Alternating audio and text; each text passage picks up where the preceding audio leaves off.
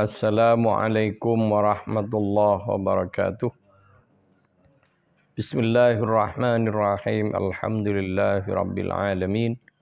Allahumma salli ala sayyidina Muhammadin al-fatihi lima ughliqa wal khatimi lima sabaqa nasiril haqqi bil haqq wal hadi ila siratikal mustaqim wa ala alihi haqqa qadrihi wa miqdarihil azim. Amma ba'du, usikum nafsi bitaqwallah faqad fazal muttaqun. Alhamdulillah, pagi ini kegiatan rutin bisa kita laksanakan. Semoga kita mendapatkan tambahan ilmu yang barakah dan manfaat yang mendekatkan kita kepada Allah Subhanahu wa taala. Para hadirin dan pemirsa yang dirahmati Allah, berkenaan dengan bulan Isra dan Mi'raj, dalam waktu dalam kesempatan yang terbatas ini saya ingin menjelaskan satu segmen tentang diri pribadi Nabi Shallallahu Alaihi Wasallam. Mengapa beliau oleh Allah Subhanahu Wa Taala di Isra dan di Mi'rajkan. Kemudian juga pertanyaan besar, mengapa beliau mendapatkan dan mempunyai kekuatan bisa mengarungi ruang angkasa bumi, dari bumi ke langit pertama, bahkan bisa melewati 7 lapis langit.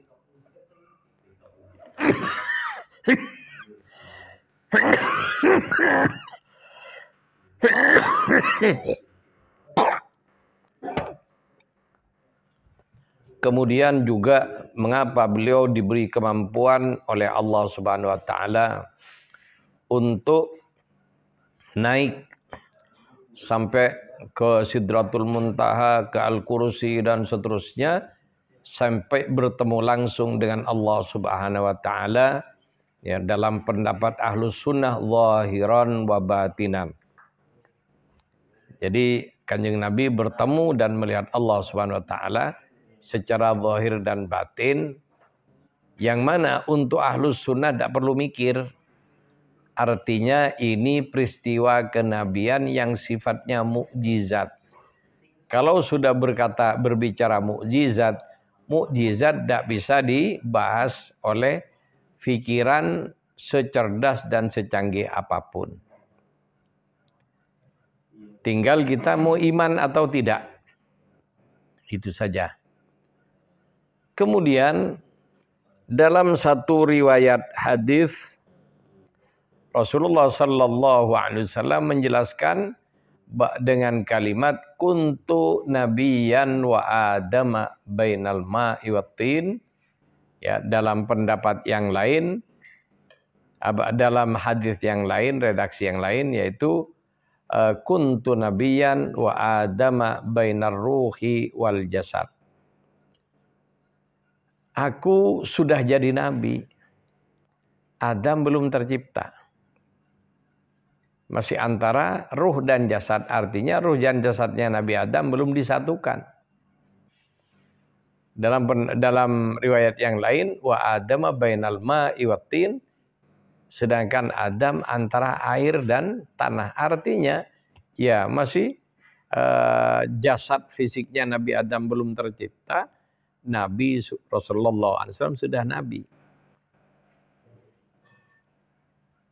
Ini dalam hakikat kenabian Nabi Sallallahu Alaihi Wasallam. Oleh karena itu, kita selaku umat Islam yang punya iman harus tahu perbedaan antara Nabi dan Rasul. Jadi Rasul itu pasti seorang Nabi. Kenapa? Yang mampu menyampaikan risalah itu Nabi. Kalau bukan Nabi tidak akan mampu. Makanya sebelum dijadikan Rasul harus Nabi dulu. Dan sifat-sifat Nabi dijelaskan oleh Al-Quran ya dengan subsifatnya yang ada pada walinya Allah. Ya, karena pelanjut tugas kenabian adalah para wali. Pelanjut tugas kerasulan adalah para ulama. Ya, di Quran dikatakan yang disebut wali itu ya, la khaufun alaihim wala hum yahzanun, yaitu para wali tidak punya rasa takut pada diri mereka ya kepada selain Allah. Kenapa begitu? Takutnya sudah ngerucut hanya satu, hanya kepada Allah Subhanahu wa taala. Kemudian para nabi dan para wali sudah dibuka oleh Allah alam hakikat. Sehingga dengan alam zahir para aulia tidak merasakan yahzanun, tidak merasakan duka cita dengan apa yang terjadi di alam zahir. Kenapa? Sudah ngerti hakikatnya. Cuma ilmu ini tidak boleh disampaikan ke masyarakat awam. Kenapa? Kalau disampaikan ke masyarakat awam nanti maka mereka akan berkata kalau begitu percuma kita sholat dan lain sebagainya. Kemudian para hadirin dan pemirsa streaming Zawiyah, Nabi Shallallahu Alaihi Wasallam, ya, ketika kita berbicara Isra dan Mi'raj, Nabi Shallallahu Alaihi Wasallam diisrokan dulu. Kemudian di Masjidil Aqsa, beliau menjadi imam para nabi yang jumlahnya 124.000. Juga imam para rasul yang merupakan di antara 124.000 itu yang terpilih jadi rasul 313. Rasulullah jadi imam mereka dan para nabi dan rasul mengiyakan dan ridho dengan kondisi yang telah menjadi ketetapan Allah Subhanahu wa taala. Ya sebagaimana Allah nyatakan amanar rasulu bima unzila ilaihi mir rabbih wal mu'minun kullun amana billahi wa malaikatihi wa kutubihi wa rusuli la nufarriqu ahadim mir rusuli dan seterusnya. Jadi para pemirsa rahimakumullah, para nabi dan para rasul ya sadar siapa mereka dan bagaimana hakikat mereka. Dan siapa pimpinan mereka dalam urusan kenabian dan kerasulan ini? Ya tidak lain adalah Rasulullah Sallallahu Alaihi Wasallam. Ini diantara para nabi. Dan para malaikat menyaksikan ini. Kemudian bagaimana manusia? Manusia terbagi macam-macam pendapat. Ada yang percaya, ada yang beranggapan karena Nabi terakhir, bahkan ya orang-orang di luar Islam beranggapan Rasulullah Sallallahu Alaihi Wasallam niru syariat nabi-nabi terdahulu. Padahal ya kalau kita memandangnya dari pandangan Islam, ya Nabi Sallallahu Alaihi Wasallam adalah penyempurna syariat yang belum lengkap dan belum sempurna yang telah berlaku sebelumnya. Jadi itulah yang dialami oleh Kanjeng Nabi Sallallahu Alaihi Wasallam. Kemudian setelah ya Nabi selesai menjadi imam para nabi dan rasul, diangkat oleh Allah, dimi'rajkan ke langit pertama sampai ke langit ke-7. Dan setelah langit ke-7, malaikat Jibril dan Mikail ya tidak bisa mengantar lagi Kanjeng Nabi ke hadrat Allah Subhanahu wa taala, di mana di atas langit ke-7 masih ada alam yang jauh lebih luas ya. Dan lebih gaib, lebih misteri, yaitu namanya alam Jabarut. Ya, alam para malaikat, langit pertama sampai ke-7 namanya alamul malakut. Alam dunia ini alamul mulkih, dalam istilahnya seperti itu. Jadi malaikat Jibril hanya bisa turun ke bumi, termasuk paling tinggi ke langit ke-7. Lebih dari itu malaikat Jibril tidak mampu. Ketika Nabi akan naik ke hadrah, ya, ke alam yang di atasnya alam langit para malaikat, maka malaikat Jibril pamit pada Nabi bisa ngantar sampai di situ. Kemudian ketika Nabi memaksa mengajak malaikat Jibril ikut, malaikat Jibril memberitahu, kalau saya masuk ke alam tersebut satu langkah saja. Karena di depan malaikat Jibril sudah ada hijab. Ya. Jadi hijab macam-macam, termasuk hijab jalalah. Hijab keagungan Allah Subhanahu wa taala. Yang mana tubuh malaikat Jibril yang dari cahaya, kalau masuk ke situ bisa lebur. Bahkan bisa hilang seketika. Seperti tidak pernah tercipta. Dan malaikat Jibril menggambarkan laksana rambut yang dilontarkan ke dalam api. Jadi itulah para pemirsa rahimakumullah, Rasulullah sallallahu alaihi wasallam naik ke alam namanya alam Jabarut. Disebut juga alamul amri. Ya, di alam inilah ada umul kitab, ya, tempat takdir aslinya tercatat dan tidak akan ada perubahan. Nah, inilah yang dalam kalangan ahli akidah dikenal dengan takdir yang mubrom. Kemudian juga ada lauhil mahfud pada bagian luarnya, ya tertulis di situ takdir yang muallak. Yang ya contohnya orang tidak jadi mati karena sodakoh, orang tidak jadi mati karena bersilaturahim dan sebagainya. Itu adalah catatan-catatan yang ada di bagian luar lauhil mahfud yang berisi takdir Allah yang masih ada perubahan. Adapun yang aslinya umul kitab tidak ada perubahan lagi.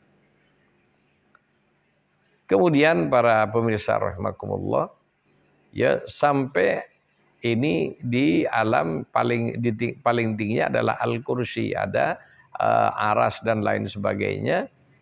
Kemudian di atas itu ada alam lagi yang lebih tinggi dan lebih luas yang namanya alamul arwah. Alamnya ruh, makhluk seluruhnya berasal dari alam ini. Dan di sinilah jatuh firman Allah, laqad khalaqnal insana fi ahsani taqwim. Manusia diciptakan oleh Allah dalam bentuk yang terbaik. Itu. Para pemirsa rahimakumullah, ya, dari bentuk terbaik inilah siapa itu Kanjeng Nabi sallallahu alaihi wasallam, di mana ya prosesnya panjang, intinya ya di alam tersebut Allah ciptakan arwahnya seluruh makhluk yang berasal dari induknya arwah, yaitu ruhnya Kanjeng Nabi, ruh Muhammadiyah. Ya termasuk Allah ciptakan dulu arwahnya para nabi. Sehingga dari arwah para nabi ini Allah ciptakan arwahnya orang-orang yang mengikuti nabi tersebut, pengikut-pengikutnya. Kemudian di alam ini juga, ya di alamul lahud, di alamul arwah ini Allah Subhanahu wa taala membuka hijabnya dan ya membuka hijab nabi, ya sehingga beliau dapat kehormatan berjumpa dengan Allah Subhanahu wa taala. Dan ini di luar kemampuan kita untuk berpikir dan membahasnya. Kalau kita pikirkan nanti ya yang ada ya kita akan mulhid nanti. Para pemirsa rahimakumullah, itulah Nabi sallallahu alaihi wasallam. Yang mana sebenarnya perjalanan Isra dan Mi'raj ini adalah prosesi perjalanan yang mana ini untuk konsumsi manusia pada umumnya, termasuk pada orang-orang tertentu, ya dengan klasifikasi keimanan dan martabat tertentu. Untuk apa? Ya agar mempunyai pengetahuan yang punya kelebihan satu sama yang lain. Yaitulah hakikatnya. Yang mana sebelum itu hakikatnya Kanjeng Nabi sudah selesai. Kanjeng Nabi aslinya sudah tahu. Cuma izin menyampaikan pengetahuan itu setelah Nabi Isra dan Mi'raj. Makanya Nabi dalam satu kesempatan berkata, kuntu nabiyan. aku sudah jadi nabi. Jadi nabi itu hakikatnya tunggal Kanjeng Nabi sendirian. Wa adam bainal ma'i watin, atau dalam riwayat yang lain wa adam bainar ruhi wal jasad. Aku sudah nabi, Nabi Adam belum diciptakan, aku sudah nabi. Dan Nabi Adam adalah manusia yang mendapatkan warasah nubuah dari Kanjeng Nabi yang Allah ciptakan sebagai manusia pertama. Adapun martabat nubuahnya ya meminjam dari Nabi Shallallahu Alaihi Wasallam. Dan begitu juga nabi-nabi setelahnya sampai Nabi Isa alaihissalam, itu ilmunya dan semua perangkat yang dibutuhkan dalam tugas kenabian dan kerasulan mereka itu meminjam dari hadrahnya Rasulullah Sallallahu Alaihi Wasallam. Makanya Nabi menyatakan, aku sudah nabi sebelum Adam diciptakan. Bahkan sebelum langit bumi diciptakan, Rasulullah sudah nabi di alam sono, di alam super gaib. Kenapa? Lah itulah kalau kita mempelajari hadrat al-mustafidatus sab'ah. Jadi 7 hadrat, 7 strata dalam kepangkatan manusia di hadrat Allah Subhanahu wa taala, di mana nabi hakikatnya awalnya berada dalam hakikat Ahmadiyah yang tidak semua nabi tahu, hanya nabi sendiri yang tahu. Bahkan para nabi yang lain jangankan tahu wujudnya, mencium baunya aja tidak pernah. Ya disitulah Allah ciptakan nabi yang diambil dari cahaya Allah Subhanahu wa taala. Kemudian dari cahaya tersebut, pada cahaya tersebut Allah letakkan semua yang dibutuhkan untuk keberadaan alam semesta pada cahaya tersebut. Sehingga Nabi sebagai asal usul segala sesuatu, ya, termasuk juga asal usul terutama manusia yang Allah jadikan khalifah di muka bumi, ya, bekalnya, ilmunya, cahayanya semua dari Allah Subhanahu wa taala yang telah Allah letakkan, ya. Allah ciptakan sebelum menciptakan yang lain, yaitu menciptakan ruhnya Nabi, tapi pada saat itu belum jadi ruh tapi masih cahaya. Nah, dari alam cahaya ini yang dikenal hakikat Ahmadiyah, yang hakikatnya hanya Nabi yang tahu, yang lain tidak ada. Bahkan malaikat Jibril dengan malaikat yang ada di alam tersebut tidak kenal sama sekali. Dan alam di sana pun juga tidak mengenal apapun dari malaikat Jibril. Itu. Kemudian Allah pindahkan, ya, Kanjeng Nabi dari alam hakikat Ahmadiyah ke alam hakikat Muhammadiyah, di mana posisi tertinggi hakikat Muhammadiyah adalah alam lahud, alam arwah. Sehingga yang pertama ini adalah cahaya Nabi, Nur Muhammadiyah. Atau orang nyebutnya Nur Muhammad. Kemudian akan tetapi setelah Nabi dikeluarkan oleh Allah dari alam cahaya ke alam hakikat, alam lahud tersebut, Allah ubah. Ya. Karena sudah lain bajunya, maka lain namanya. Yang tadinya cahaya Muhammadiyah menjadi Ruhu Muhammadiyah. Dan dari ruh inilah Allah ciptakan ruh makhluk seluruhnya. Dengan ya pernak-pernik dan lain sebagainya di situ. Termasuk juga Allah ciptakan iblis. Dan semua yang berkaitan dengan iblis termasuk neraka juga dari situlah Allah menciptakannya. Itu. Jadi para pemirsa rahimakumullah, itulah Nabi Shallallahu Alaihi Wasallam. Kemudian diturunkan dari alam ruh ke alam akal, yaitu aklu Muhammadiyah. Diturunkan ke alam, ke hati, ya, yang disebut qalbu Muhammadiyah. Baru pada nafsu Muhammadiyah dan dibalut dengan jasadu Muhammadiyah. Jadi alam lahud ini alam di mana di situ terletak induk semua ruh, yaitu ruhnya Kanjeng Nabi. Ya, arwah dari situ semuanya. Kemudian agar supaya bisa jadi makhluk diturunkan, tsumma radatnahu asfala safilin. Diturunkan ke yang paling bawah, yaitu muka bumi. Kemudian Ya, diturunkan dari alam arwah ke alam akal. Inilah yang disebut alamul jabarut. Kemudian dari alam akal diturunkan lagi menjadi namanya hati. Ya, hati inilah yang dikenal dengan alamul malakut, alamnya para malaikat. Kemudian dari hati ini ya ke alamul mulki, ke alam dunia, ke langit dunia. Yang mana disitulah ada yang dikenal, yang tadinya ruh menjadi akal, menjadi kolbu. Nah, setelah diturunkan ke muka bumi namanya nafs, jiwa, nafsu Muhammadiyah, jiwa kanjeng Nabi. Yang mana jiwa ini agar supaya bisa tampil di alam dohir, maka harus dibalut dengan ciptaan Allah dari barang dohir yang berasal dari air dan tanah, yaitu jasadu Muhammadiyah, jasadnya kanjeng Nabi Sallallahu Alaihi Wasallam. Kemudian Nabi tidak dilahirkan awal sebagaimana Nabi yang lain.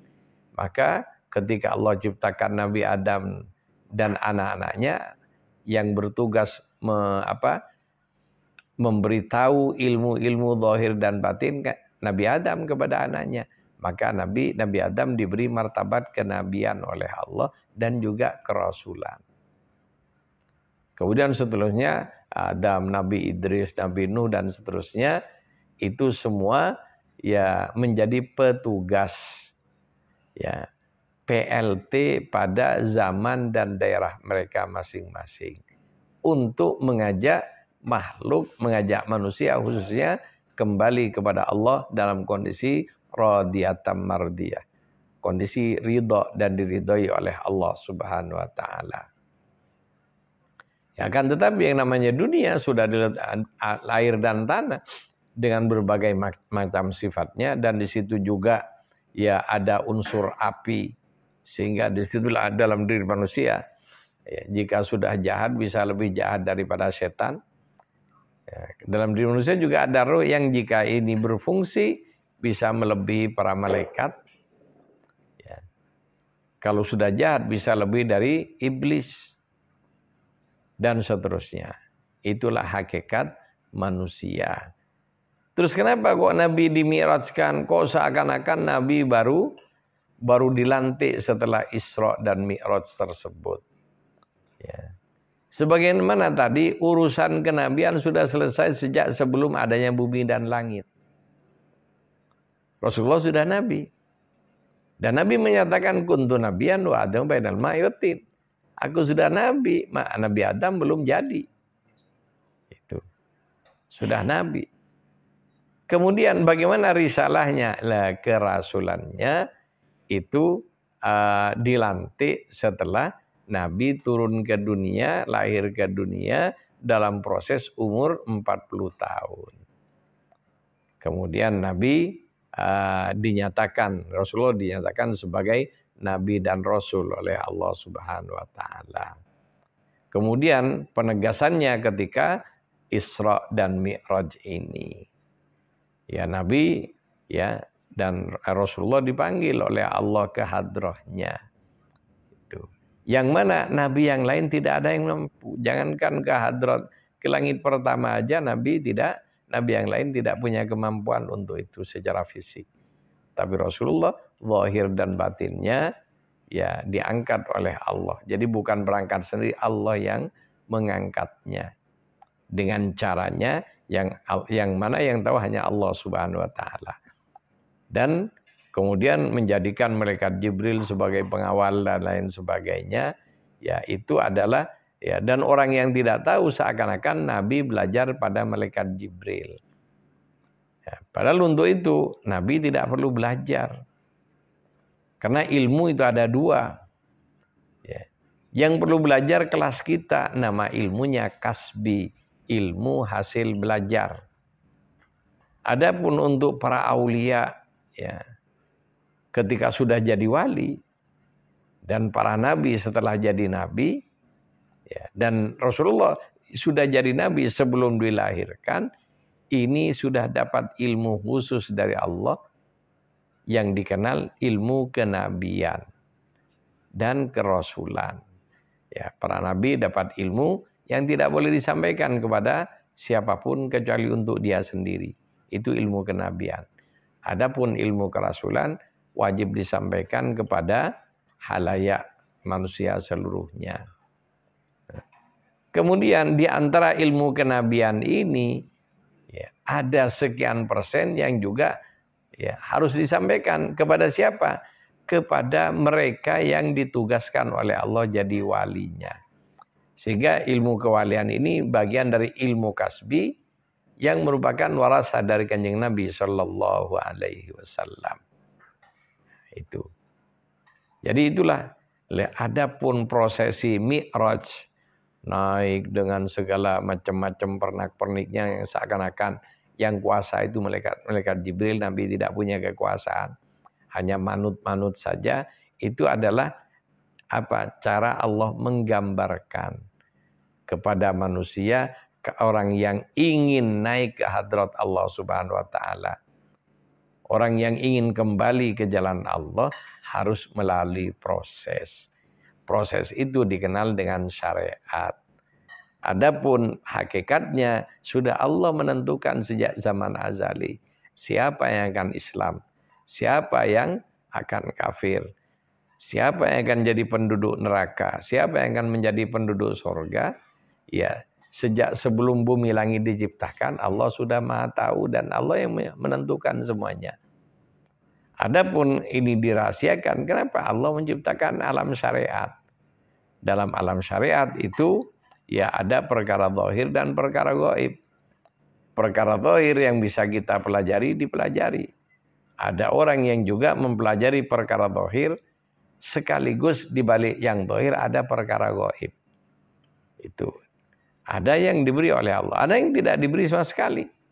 Sehingga ya orang-orang yang seperti itu, terutama orang-orang kafir, nganggap dunia segala-galanya. Makanya mereka siap mengorbankan apapun yang penting mendapatkan dunia.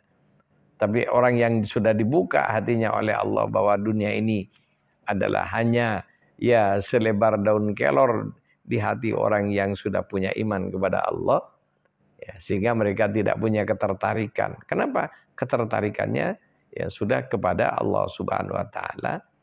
Maka Allah buka rahasia-rahasia dunia ini. Dan mereka yang menjelaskan kepada kita. Dari mana? Yaitu ini sifatnya wahbi, pemberian langsung dari Allah. Akan tetapi hakikatnya melalui Kanjeng Nabi. Kenapa?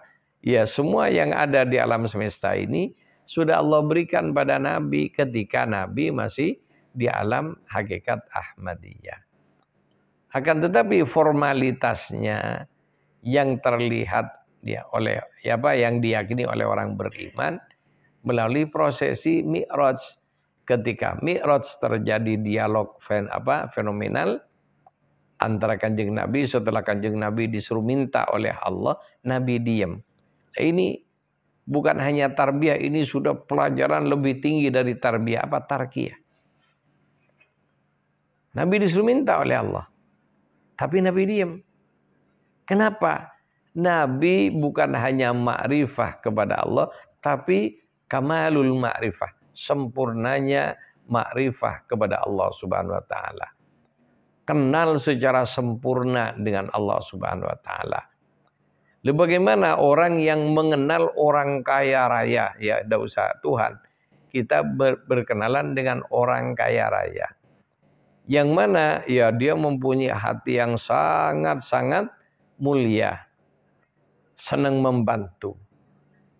Ya. Kemudian ya orang yang kayak gitu diberi perasaan tajam oleh Allah. Sehingga ketika melihat temannya yang punya kebutuhan, orang yang sudah sempurna ya, kenalnya dengan teman itu tidak perlu tanya lagi kebutuhannya. Langsung diberikan tanpa meminta. Demikian juga Nabi sudah super tahu dengan ilmu Allah. Yang maha mengetahui. Yang maha mengetahui tidak perlu diberitahu. Jadi berdoa itu memberitahu kebutuhannya kepada Allah Subhanahu wa taala. Masa Allah sudah tahu mau diberitahu? Nabi diam. Jadi kalau lain dengan kita, karena kita tidak tahu kepada Allah, yang terjadi ketika kita berdoa, ada perasaan ngasih tahu. Kalau tidak diberitahu, Allah tidak tahu dan tidak akan mengabulkan keinginan kita. Itu prasangka orang yang tidak ma'rifah kepada Allah. Lalu orang yang ma'rifah dengan asma'nya, tidak usah dengan zatnya, kayak Nabi. Ya. Di antara asma Allah adalah Ar-Rahman, Ar-Rahim. Jadi maha pengasih, maha pemberi. Ya maha pemberi, tidak usah dimintain, sudah memberi. Kemudian maha tahu, jadi tidak perlu diberitahu. Makanya itulah Nabi diam. Dan diamnya Nabi di hadapan Allah yang maha tahu ini adalah menunjukkan akhlak Nabi ya, yang tunduk total kepada Allah Subhanahu wa taala, laksana jenazah di depan orang yang memandikan. Artinya tidak punya iradah, tidak punya kemauan, tidak punya apapun, dan pasrah bongkoan kata orang Jawa. Pasrah total kepada Allah Subhanahu wa taala. Kenapa? Nabi yakin Allah maha tahu. Karena maha tahu tidak perlu diberi tahu. Allah maha pemberi. Karena tahu maha pemberi tidak perlu minta. Ketika Nabi disuruh minta, justru Nabi menyembah kepada Allah. Sujud kepada Allah Subhanahu wa ta'ala. Nah ini akhlak. Sehingga dari situlah Allah memberinya gelar innaka la'ala khuluqin adzim. Ya, orang yang mempunyai akhlak yang paling luhur. Allah memberitahu. Ketika Nabi ditanya bagaimana kok jenengan ini mempunyai akhlak yang seluhur itu. Nabi menjawab, Adzabani Rabbi. Saya diajari atau dibekali oleh Allah ya, dengan adab yang paling tinggi. Fasana ta'dibi, makanya aku mempunyai adab yang paling baik. Apa? Karena Allah sudah memberi. Ya andai kan tidak diberi oleh Allah ya sama. Tapi karena Allah menjadikan dia uswah, maka dia diberi adab tertinggi di hadapan Allah.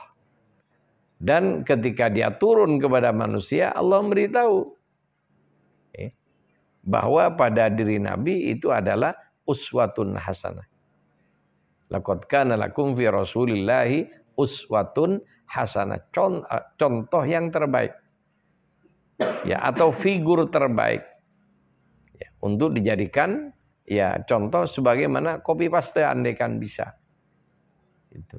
Akan tetapi ya jangankan kita, sahabat-sahabat aja tidak bisa mengambil 100% apa yang ada pada Nabi. Ya, seperti Abu Bakar mampu dengan kelembutan Nabi, kedermawanan Nabi, ya, diambil oleh Abu Bakar, itu pun tidak sempurna Abu Bakar. Sehingga ketika Nabi wafat, Abu Bakar ingin meniru cara Nabi hidup dan melayani masyarakat. Ya. Di mana pada saat itu bertanya kepada putrinya, apakah yang telah aku kerjakan sama dengan apa yang dikerjakan oleh Rasulullah, kata Abu Bakar pada putrinya. Maka putrinya memberitahu kalau belum apa-apanya dibanding yang dilakukan Rasulullah dalam melayani masyarakat. Kemudian para ikhwan rahimakumullah, ya, apa yang belum aku lakukan, kata Sayyidina Abu Bakar kepada putrinya. Ya salah satunya, ini baru salah satunya. Bagaimana telatennya Nabi menghadapi orang yang tidak beriman, tiap hari nyerocos mencaci maki Nabi. Orangnya buta. Sudah tua renta.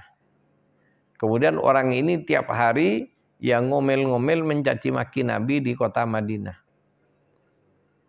Jadi dia di pasar. Dan di pasar itu dia ya menjelek-jelekan Nabi. Dan setiap pagi Nabi membelikan makanan untuknya. Kemudian disuapkan kepadanya oleh Nabi. Dan setelah Nabi wafat, berarti libur, tidak ada orang yang nyuapin dia. Setelah beberapa hari wafat, Abu Bakar baru tahu kalau ada orang yang dilayani seperti itu, didatangi. Ya tetap dia mencaci maki Nabi dan lain sebagainya. Diberi makan oleh Abu Bakar, dia melepeh. Ya, walaupun disuapkan, dilepeh oleh dia. kamu bukan yang biasa ngasih kepada aku. Ya akhirnya Abu Bakar memberitahu kalau orang yang biasa memberi itu sudah wafat. Loh siapa dia memangnya? Kata orang buta ini. Ya orang yang kamu caci maki tiap hari, Muhammad.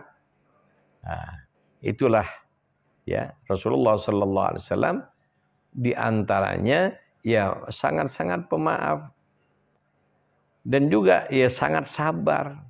Ya. Kemudian dalam melayani masyarakat, melayani umatnya, orang yang tidak mau beriman dan selalu caci maki tetap dilayani. Setelah tahu kalau yang selama ini nyuapin dan memberikan pelayanan terbaik pada dirinya itu Kanjeng Nabi, dia diberi kesadaran oleh Allah, baru dia bersyahadat masuk Islam pada saat itu juga. Jadi itulah akhlak Nabi dalam dakwah. Ya, kita baru kesenggol dikit pada marah-marah. Jangankan kepada orang kafir, dengan orang Islam aja ketika tidak sependapat sudah mencaci maki. Sehingga kalau dibanding akhlak Nabi ya jauh panggang dari api.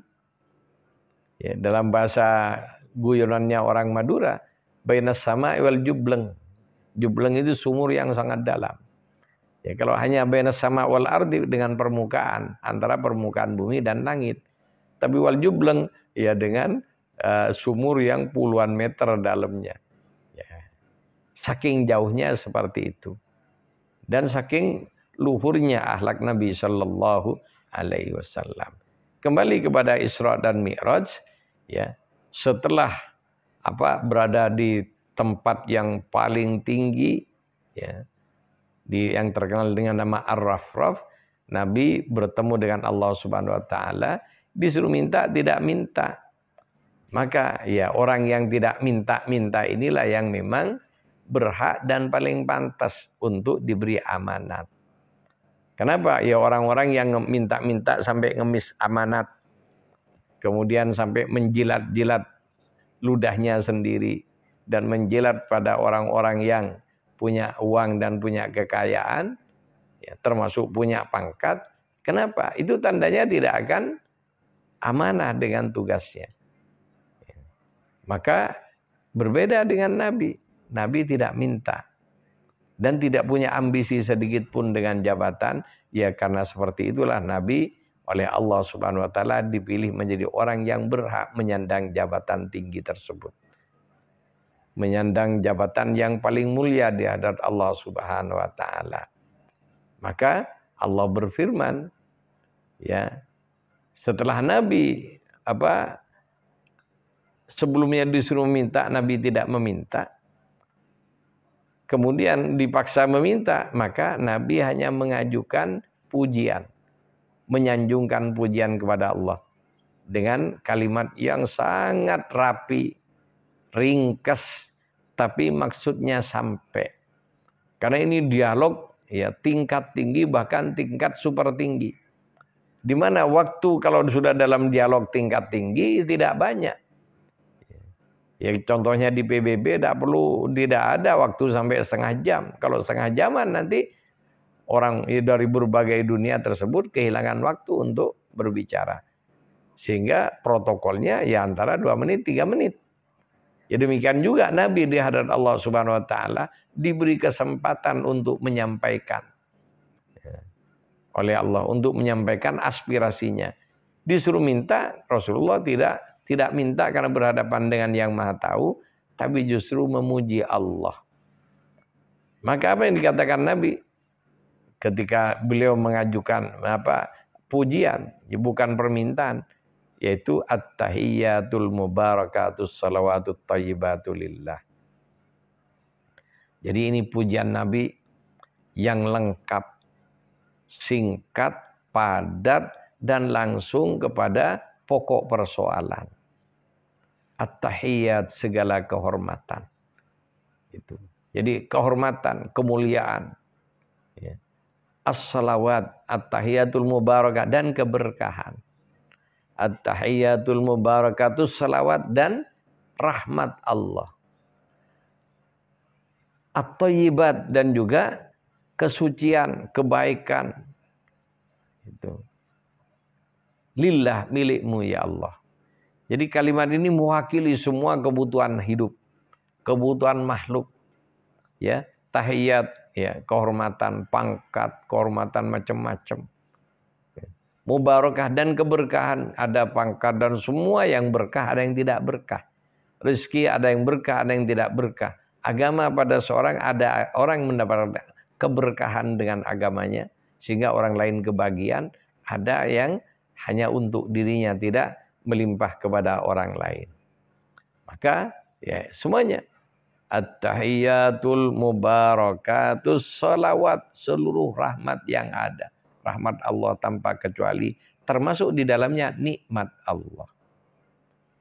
Ya, as-salawat, at-thayyibat dan kesucian lillah, milikmu ya Allah. Jadi katakan Nabi, segalanya milikmu ya Allah. Tidak ada yang punya satupun, termasuk diri hamba dan makhluk yang lain tidak punya apapun kecuali atas kehendakmu dan pemberianmu. Jadi kalau dijelaskan ini panjang kalimat ini. Kemudian ya mending Allah SWT yang maha tahu. Akan tetapi dalam hal ini biar seluruh manusia tahu. Ya. Mendengar dan menanggapi pernyataan Nabi yang sangat padat, ya, yang sangat singkat, padat tersebut, Allah menjawabnya. Apa? Seluruhnya diberikan kepada Nabi. Assalamualaikum ayyuhan Nabi. Jadi salam.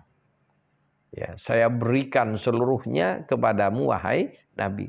Jadi Allah berikan seluruhnya. Tahiyat, mubarakah, salawat, at-thayyibat dan macam-macamnya Allah berikan pada Nabi satu orang. Assalamualaikum ayuhan Nabi wa rahmatullah, juga rahmat, wa barakatuh dan keberkahannya. Nah. Kemudian Nabi SAW setelah mendengar penyerahan dari Allah kepada dirinya, baru Nabi mengajukan proposal. Ya, kan hanya pada dirinya. Maka Nabi usul rahmat dan seluruhnya ini, ya, Allah izinkan untuk dibagi-bagi kepada seluruh makhluk. Nabi menjawab, assalamu alaina, ya Allah kami terima, ya, faidah, ya, limpahan rahmatmu kami terima ya Allah untuk saya. Akan tetapi ya saya mengajukan proposal untuk membagi-bagi rahmatmu kepada seluruh makhlukmu.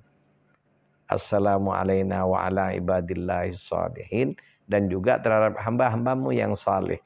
Kenapa kok disebut yang saleh? Ya ta'adub kepada Allah, adab kepada Allah Subhanahu wa taala. Jadi terutama limpahan rahmat yang khusus ini untuk orang soleh. Yang umum yang tidak ketemu juntrungnya, ya dibagi-bagi, yang soleh dapat, yang tidak soleh juga dapat. Tuh. Kemudian assalamualaikum warahmatullahi wabarakatuh. Kemudian malaikat bersaksi kepada Allah Subhanahu wa taala tentang kemuliaan dan keagungan Rasulullah. Maka disitulah bergemuruh persaksian malaikat, asyhadu an la ilaha illallah wa asyhadu anna Muhammadan Rasulullah. Ya. Para pemirsa rahimakumullah, setelah itu Allah Subhanahu wa taala merintahkan kepada makhluk kalau ingin dapat bagian secara khusus banyak berselawat kepada Rasulullah sallallahu alaihi wasallam. Dan dialog ya spektakuler dan fenomenal ini selanjutnya diabadikan dalam syariat Islam menjadi ritual yang wajib dibaca dalam sholat 5 waktu. Dan menjadi bacaan akhir dalam sholat, yaitu dalam tahiyat. Baik tahiyat awal maupun tahiyat yang kedua, tahiyat akhir. Itu adalah dialog fenomenal antara Allah Subhanahu wa taala dengan nabi dan kekasihnya. Oleh karena itu para Hadirin dan para pemirsa rahimakumullah. Agar supaya kita bukan menjadi kacang lupa pada kulit, maka dalam setiap ibadah kita wajib membaca tahiyat ini, di samping juga membaca suratul Fatihah yang menjadi kumpulan atau resume, ringkasan dari seluruh ayat yang ada dalam Al-Quran. Yaitu suratul Fatihah. Para pemirsa rahimakumullah. Ya. Jadi Allah Subhanahu wa taala bukan hanya pada saat itu memberikan pada Nabi. Hakikatnya sebelumnya sudah diberikan pada Nabi. Akan tetapi ditunjukkan kepada umatnya setelah Nabi diutus jadi Rasul. Sehingga kalau bertanya kapan Rasulullah dilantik jadi Nabi, ketika belum ada alam semesta. Ya, sebagaimana Nabi mengatakan kuntu nabiyan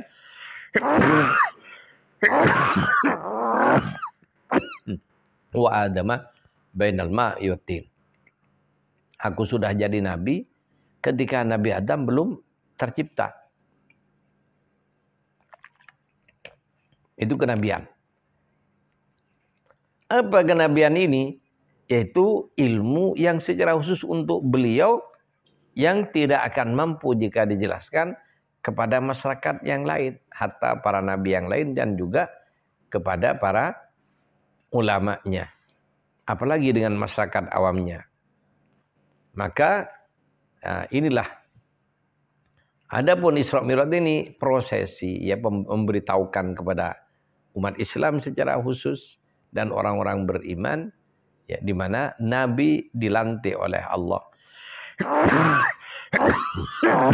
sebagai Nabi dan Rasul. Kenapa? Yaitu dapat tugas untuk menyampaikan. Dan Nabi menerima tugas itu dengan ucapan Assalamu alayna wa ala ibadillahis salihin. Kemudian Nabi turun ke muka bumi membawa risalah yang Allah dengan sengaja memberikan risalah itu bertahap. Yang membawa mereka Jibril, tapi khusus satu risalah tentang sholat, ini langsung Nabi dipanggil ke hadrahnya. Berbeda dengan risalah yang lain, tapi khusus sholat, Nabi dipanggil ke hadrahnya. Kenapa? Ini menunjukkan betapa pentingnya sholat 5 waktu dan sholat-sholat yang lain yang sunnah. Adalah perkara yang sangat besar di hadapan Allah Subhanahu wa taala. Adapun gerakan-gerakan dalam sholat itu sendiri adalah representasi dari Rasulullah Sallallahu Alaihi Wasallam, baik ya sebagai Ahmad, termasuk sebagai Muhammad. Kenapa? Tubuh manusia ini adalah Muhammad, lafal Muhammad, kepalanya mim, ya.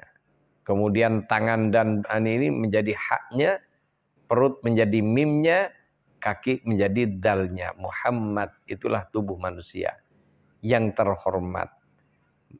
Makhluk yang terbaik dan paling terhormat di antara makhluk Allah yang lain. Kemudian ketika manusia yang aslinya adalah lafal Muhammad tersebut beribadah kepada Allah dengan ibadah tertinggi yang bernama sholat, maka gerakan sholat itulah lafal Ahmad. Kalau Muhammad orang yang terpuji dan Ahmad itu artinya yang paling terpuji. Sehingga lafal Ahmad alif berdiri. Kemudian ha, maka orang ruku itu laksana ha. Kemudian Muhammad Ahmad mimnya orang duduk. Orang sujud mimnya. Kemudian dalnya adalah orang yang duduk dalam ibadahnya kepada Allah Subhanahu wa taala. Sehingga ibadahnya umat Rasulullah ibadah paling lengkap dari agama-agama sebelumnya. Ya seperti agama Yahudi berdiri aja, mantuk-mantuk. Ada yang sujud saja. Ada yang rukuk saja. Dan ibadahnya para malaikat juga seperti itu. Tapi ibadah umat Rasulullah sallallahu alaihi wasallam berdiri, ruku, sujud, dan duduk adalah kumpulan dari gerakan ibadahnya seluruh makhluk Allah, baik bangsa malaikat, bangsa jin, dan bangsa manusia khususnya. Ya. Dan tasbih yang dibaca oleh umat Kanjeng Nabi adalah tasbih semesta. Yang para malaikat, bahkan jin, setan, dan neraka sekalipun semuanya bertasbih kepada Allah dengan cara mereka sendiri. Termasuk bebatuan, tanah, gunung, kayu, semuanya bertasbih kepada Allah. Yusabbihu lahu ma fis samawati wa ma fil ard. Semuanya bertasbih kepada Allah Subhanahu wa taala. Segala sesuatu yang ada di langit, ya, para malaikat, yang di bumi, semua makhluk, dari makhluk yang tidak bergerak sampai dengan makhluk yang bergerak, dan terutama manusia bertasbih kepada Allah dengan caranya. Jadi itulah ibadah umatnya Kanjeng Nabi Sallallahu Alaihi Wasallam, merupakan rangkuman dari ibadah seluruh makhluk Allah Subhanahu Wa Taala. Jadi inilah para pemirsa rahimakumullah, ya. Jadi Isra Mi'raj ini adalah pemberitahuan secara formalnya ke seluruh alam semesta, baik bangsa manusia maupun bangsa malaikat dan bangsa jin dan lain sebagainya. Jadi formalitasnya terjadi dalam Isra dan Mi'raj, hakikatnya Allah sudah berikan jauh sebelum alam semesta ada. Itu. Dan ketentuan-ketentuan Allah terhadap makhluk ini sudah Allah tetapkan sejak sebelum adanya alam semesta. Jauh sebelum alam semesta sudah Allah tetapkan seluruhnya. Demikian, ini salah satu bagian dari pengenalan dan apa yang terkandung di balik peristiwa Isra dan Mi'rajnya Rasulullah Sallallahu Alaihi Wasallam. Apakah ada pertanyaan? Izin bertanya, Syekh. Nabi Muhammad Sallallahu Alaihi Wasallam sudah jadi nabi sebelum Nabi Adam diciptakan. Tapi keterangan umur Rasulullah diangkat jadi nabi pada umur 40 tahun. Ya. Mohon keterangannya. Jadi Rasulullah diangkat bukan jadi nabi, yang ada pengangkatannya itu Rasul. Bertugas secara zahir ke manusia sejak umur 40 tahun. Salah satunya dalam Quran, yaitu surat Yasin. Yasin wal Qur'anil Hakim innaka laminal mursalin. Tapi pelaksanaan tugas pertama dengan kerasulannya, artinya menyampaikan risalah kepada manusia, yaitu ketika Rasulullah melaksanakan tahanus atau khulwat di Gua Hira, mendapatkan Iqra bismi rabbikal ladzi khalaq dan seterusnya. Setelah itu Nabi karena mengalami goncangan dalam bahasa zahirnya, goncangan kejiwaan dengan hadirnya malaikat ini, ya. Ini perlu Anda tahu, jangan berpikir Nabi ini tidak tahu dengan hal tersebut. Ya. Akan tetapi sifat-sifat manusiawi Nabi ditampakkan oleh Allah, karena juga Allah merintahkan Nabi untuk berlaku wajar. Dengan perintahnya, kul innama ana basyarum mithlukum. Aku manusia biasa seperti kalian. Ya. Orang yang tidak ngerti dengan kompleksitas firman Allah Subhanahu wa taala langsung, wah, Muhammad kan sama dengan kita, manusia biasa. Iya, tapi yuha ilayya ini yang tidak terbahas, dan bagaimana kriteria orang terima wahyu. Sehingga datanglah perintah untuk menyampaikan, ya ayyuhal muddatsir kum fa'andir wa rabbuka fakabbir wa thiyabaka fatahhir. Ini ketika Nabi umur 40 tahun. Diutus oleh Allah menjadi Rasul, bukan jadi Nabi. Adapun nubuah ini perkara lain.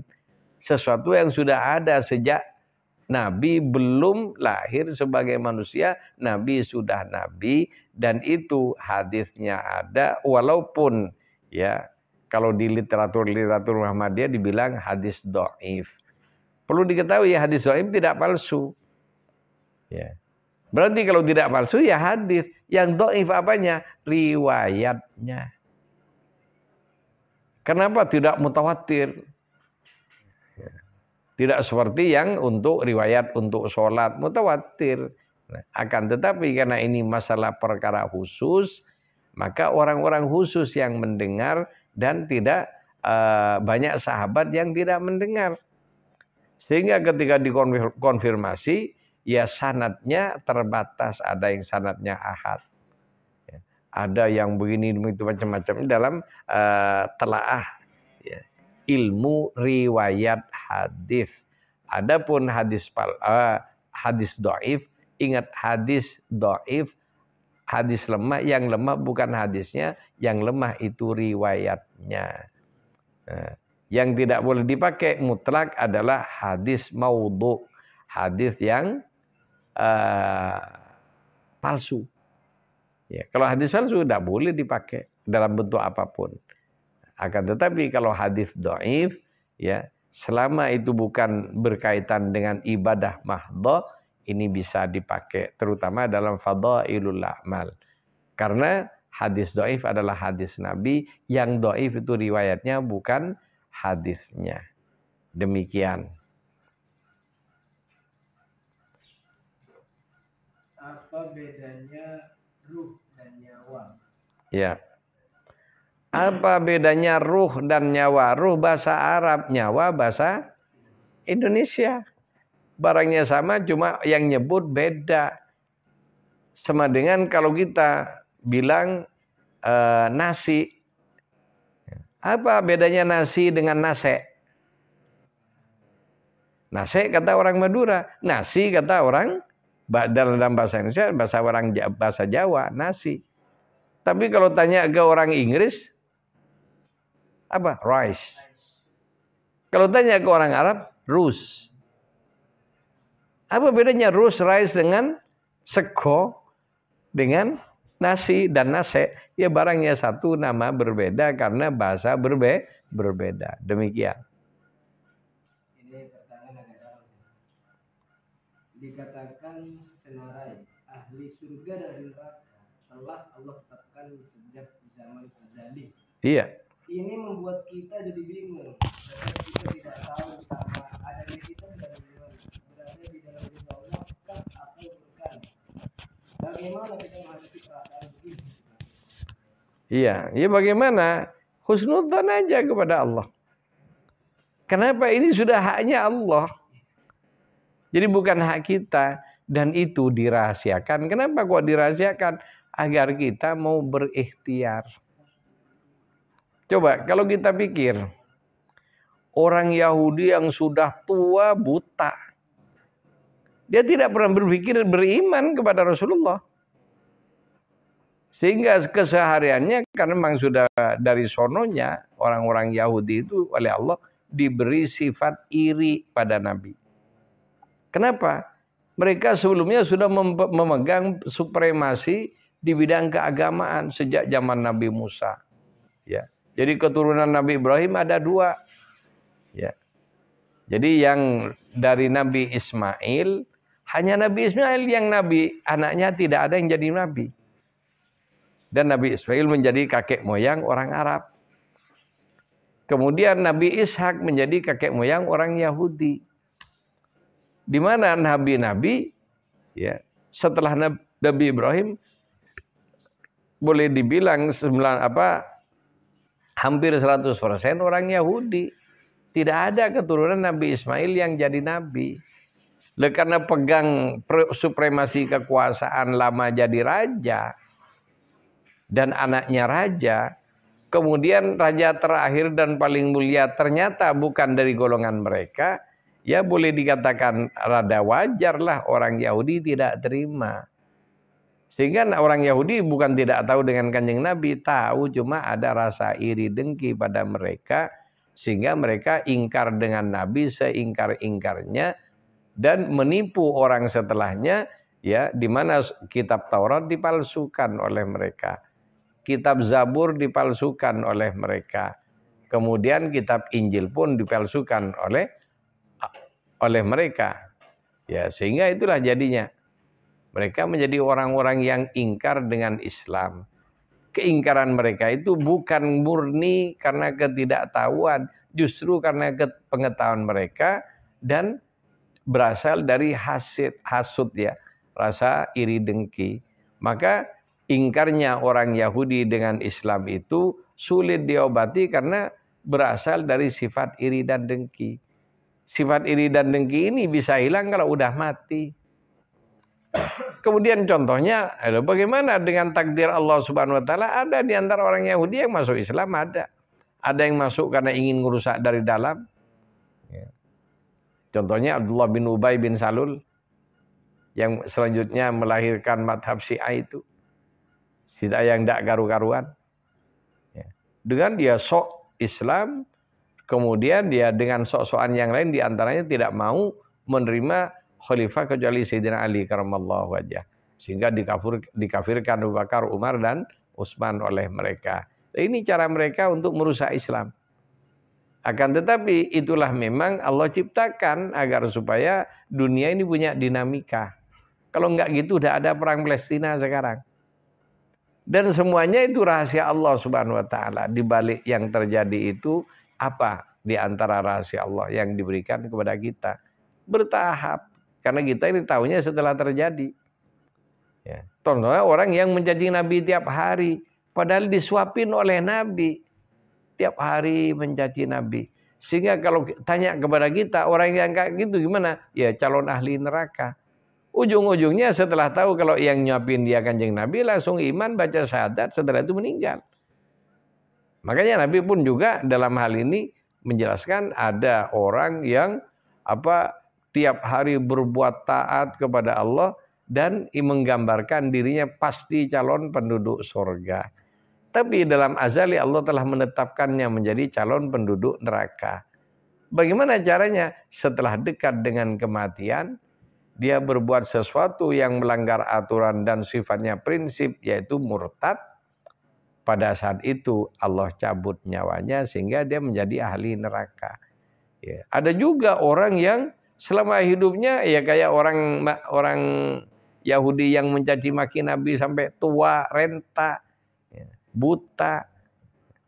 Tapi kerjanya tiap hari memfitnah Nabi di Madinah. Sehingga kalau bicara dengan wah ini calon penduduk neraka, ujung-ujungnya menjadi penduduk surga karena setelah Nabi wafat dapat hidayah dan bersyahadat. Kemudian setelah itu mati. Terus bagaimana kita? Itu rahasia Allah dan bukan urusan kita. Sehingga kalau kita ingin benar dalam hidup ini, ya, dan kita tetap memelihara ibadah kita kepada Allah Subhanahu wa taala, maka luruskan niat ibadah kita karena Allah. Apa artinya karena Allah? Diperintah oleh Allah. Sehingga niatnya melaksanakan perintah Allah. Kemudian dengan cara bagaimana? Dengan cara beribadah dengan format yang dicontohkan oleh Rasulullah. Kenapa? Allah merekomendasi laqad kana lakum fi Rasulillahi uswatun hasanah liman kana yarjullaha wal yaumil akhir dan seterusnya. Itu. Jadi itulah. Dan kita harus dengan husnudzon dan tidak perlu mikir takdir. Takdir urusan Allah. Kita cukup yakin Allah punya takdir baik dan takdir buruk ya adalah dari Allah Subhanahu wa taala. Bukan dari rekayasa manusia, bukan dari hasil montang-manting pribadi manusia bisa mengubah ini itu dan sebagainya. Demikian. Ada lagi?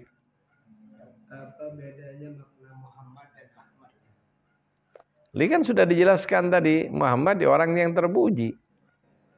Ahmad yang paling kan, yang paling terpuji. Makanya ketika orang ibadah, terutama sholat, maka dia membentuk lafal Ahmad. Yang mana dirinya itu adalah lafal Muhammad. Demikian. Jika masih ada izin, saya ingin bertanya lagi. Kalau kita mau menambah lagi membaca banyak surat Fatih sebagai amalan tambahan selain dari wirid lazim kita, apakah perlu kepada keizinan juga? Untuk selawat Fatih yang biasa, artinya Contohnya Surat Fatih 313. Pak membaca Surat Fatih berapa saja tanpa ada hitungan, tidak perlu izin. Akan tetapi yang ada angkanya itu ada asrornya. Karena ada asrornya harus konsultasi dan minta izin kepada orang yang ahli. Karena mohon maaf, tidak semua muqaddam dapat izin untuk itu. Jadi contohnya yang 313 sejumlah para nabi dan rasul.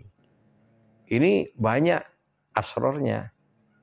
Kemudian ada doa khususnya, ada kaifiat khususnya yang tidak ditulis di kitab. Ya, jadi yang ada di kitab baca Surat Fatih 313, doanya ini, ada doanya. Akan tetapi kaifiatnya tidak ditulis di situ. Kenapa? Agar supaya ya orang yang mau mengamalkan amalan khusus ini datang kepada ahlinya, minta izin dan minta diberitahu kaifiatnya. Ya, caranya. Demikian yang pada 89 itu ya membaca Al-Fatih biar mendapatkan futuh dari Allah Subhanahu wa taala. Nah, itu ada rahasianya, rahasia besar di balik itu. Di balik angka 489, karena 489 itu adalah kumulasi dari lafal Fatih. Fa, alif, ta, dan ha. Kalau dianggakan dengan angka jumali 489. Kemudian ada caranya mengamalkan, ada doanya juga yang khusus untuk selawat Fatih dengan jumlah tersebut. Dan itu hanya bisa didapat dari muqaddam yang punya izin mengamalkan dan memberikan amalan tersebut. Jadi kalau hanya dari Facebook dibaca itu, ya tetap baca surat Fatih itu baik, akan tetapi asror yang ada di balik itu tidak akan keluar. Kenapa? Ya karena memang ya dia hanya ibaratkan dapat senjata doang tanpa ada pelurunya. Sehingga tidak bisa dimanfaatkan secara maksimal. Demikian. Ya. Baik, alhamdulillah sudah cukup, pertanyaan sudah terjawab. Moga-moga manfaat kepada kita. Kurang lebihnya mohon maaf. Wassalamualaikum warahmatullahi wabarakatuh.